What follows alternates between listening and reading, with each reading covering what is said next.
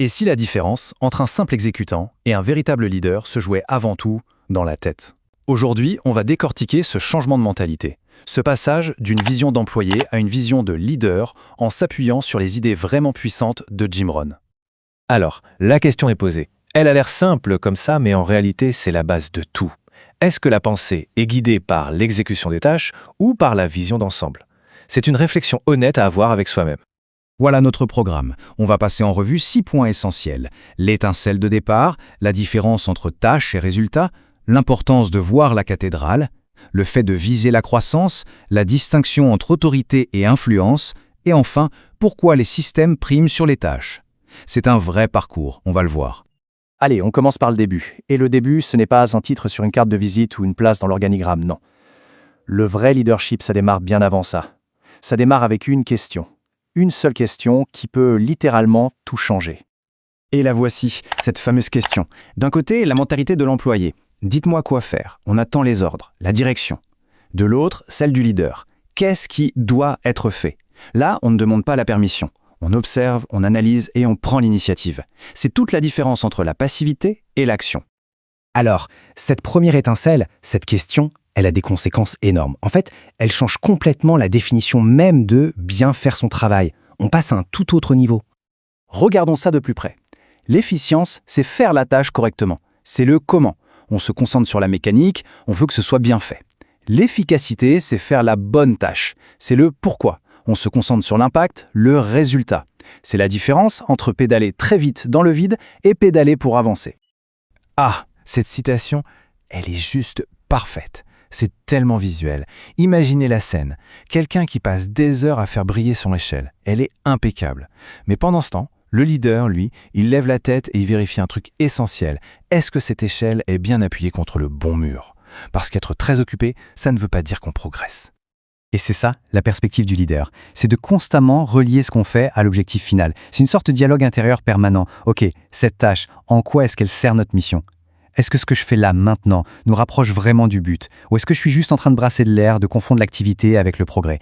Chaque action est pesée à l'aune de son impact. Ok, mais comment on fait concrètement pour garder cet objectif en tête? Comment donner du sens à chaque action? Tout est une question de perspective. Et pour ça, il y a une histoire, une vieille histoire, qui explique tout. Imaginez la scène. Deux maçons, côte à côte. Ils font exactement le même geste, avec les mêmes outils, sous le même soleil. De l'extérieur, impossible de les différencier. Mais à l'intérieur, dans leur tête, ils ne vivent pas du tout la même journée. Et voilà. Le premier répond « je pose des briques ». C'est factuel, c'est la tâche. Le second, lui, il répond « je construis une cathédrale ». On voit la différence?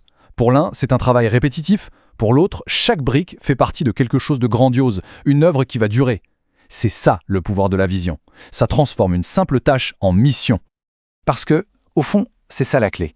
Dès qu'on comprend le pourquoi, la manière de faire change radicalement. La performance n'est plus la même. Le pourquoi, c'est le carburant. C'est ce qui donne l'énergie de poser une brique de plus, même quand on est fatigué. Parlons maintenant de la récompense. Parce qu'on travaille aussi pour ça, non? Mais la question c'est, quelle est la vraie récompense d'un effort? En fait, pour chaque défi, il y a toujours deux récompenses. La première, c'est ce qu'on en tire. Le résultat, le salaire, la reconnaissance, c'est l'externe. Et la deuxième, c'est ce qu'on devient grâce à ce défi. Plus compétent, plus résilient, plus sage, c'est l'interne. L'employé se concentre sur la première. Le leader, lui, est obsédé par la seconde. C'est une autre façon de voir les choses. Le travailleur, il construit son CV.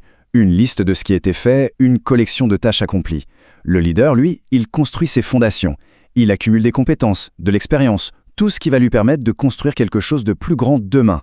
Le CV regarde en arrière, les fondations préparent l'avenir. Cinquième point, et il est crucial. Le leadership, ça ne se décrète pas, ça ne vient pas avec un titre. Ça se gagne.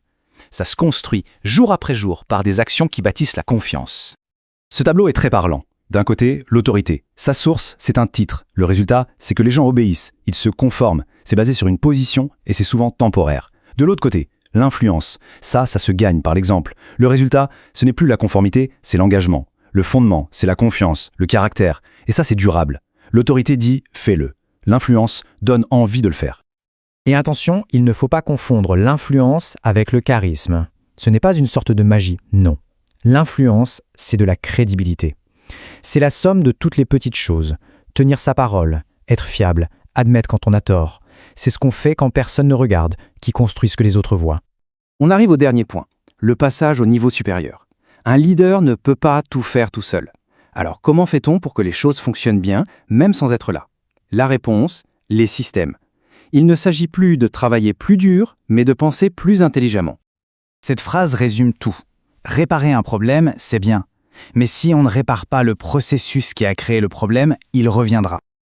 L'employé est souvent le pompier qui éteint les incendies. Le leader, lui, est l'architecte qui conçoit des bâtiments anti-incendie.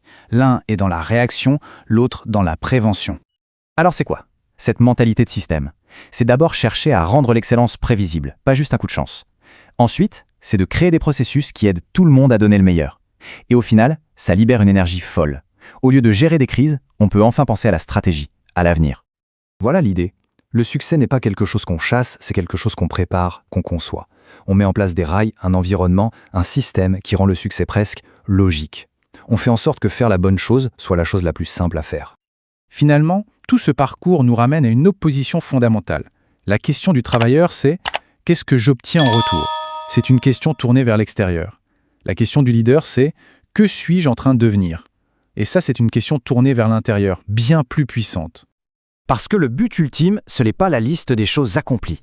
C'est la personne qu'on devient en les accomplissant. Le plus grand projet de notre vie, c'est nous-mêmes. Alors la vraie question à se poser n'est pas « qu'est-ce que je vais accomplir ?», mais plutôt « qui vais-je devenir ?»